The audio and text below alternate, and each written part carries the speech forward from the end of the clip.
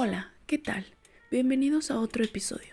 Hoy hablaremos de un tema clave en la historia económica de México, la gran crisis mundial de 1929 y sobre las políticas económicas implementadas por el presidente Lázaro Cárdenas que marcaron un antes y un después en el rumbo del país. No se lo pierdan. Me gustaría comenzar mencionando algunos de los antecedentes. México aún estaba en proceso de reconstrucción tras la Revolución. Entre 1920 y 1924, durante la presidencia de Álvaro Obregón, se buscó estabilizar la hacienda pública, reconstruir transportes y reactivar la producción. Sin embargo, la economía seguía siendo frágil y dependía en gran medida de las exportaciones de minerales, petróleo y productos agrícolas.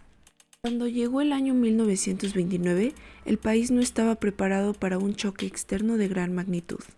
La Gran Depresión, originada en el país de Estados Unidos con la caída de la bolsa, golpeó a México a través de la caída de precios internacionales, la reducción de la demanda de exportaciones y la salida de capitales. El impacto de la crisis de 1929 en México se sintió principalmente en tres frentes. En el sector exportador, donde hubo desplome de precios de materias primas, reduciendo gravemente los ingresos del país. En el sector monetario y externo, donde hubo fuga de oro y caída de reservas internacionales, lo que contrajo la base monetaria y profundizó la recesión. Y tercero, en el sector fiscal, donde los impuestos al comercio exterior eran la fuente principal de ingresos del gobierno y su caída obligó a recortes de gasto y medidas de austeridad. El gobierno aplicó medidas ortodoxas, recortes de salarios, despidos, aumento de impuestos y defensa de la paridad del peso. Estas acciones profundizaron el desempleo y la caída de los salarios reales. La repatriación de trabajadores mexicanos desde Estados Unidos aumentó la presión laboral interna. A partir de 1932, se inició una recuperación gradual. La devaluación del peso favoreció la sustitución de importaciones y fortaleció la industria nacional. Segundo, el alza de precios internacionales de plata y petróleo y el hallazgo de nuevos yacimientos impulsaron el sector exportador. Tercero, el Banco de México adquirió facultades para emitir billetes, regular bancos y financiar al gobierno, estableciendo herramientas para políticas contracíclicas.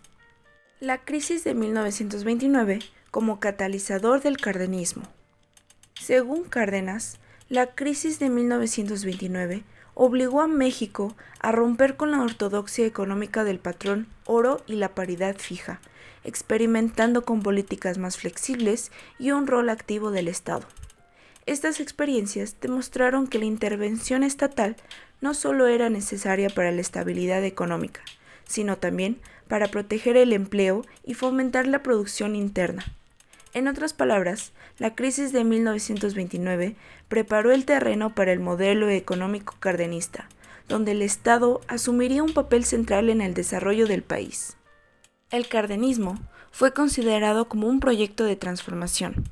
Lázaro Cárdenas asumió la presidencia en 1934 con un proyecto expresado en el Plan Sexenal, cuyo eje fue la justicia social y la intervención del Estado.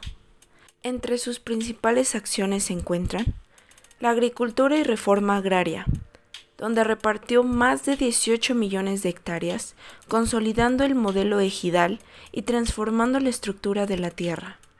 Segundo, fue la industrialización y sustitución de importaciones, donde hubo una construcción de infraestructura, fortalecimiento de servicios públicos y estimuló al mercado interno, posicionando a la industria como motor económico. Tercero, la integración social y laboral, donde los sindicatos y organizaciones campesinas se incorporaron al régimen, fortaleciendo al Estado y limitando la autonomía de los movimientos sociales. Cuarto y último punto, la expropiación petrolera de 1938 fue un símbolo de soberanía y control estatal sobre recursos estratégicos, consolidando la legitimidad política del proyecto nacionalista. Consecuencias y legado.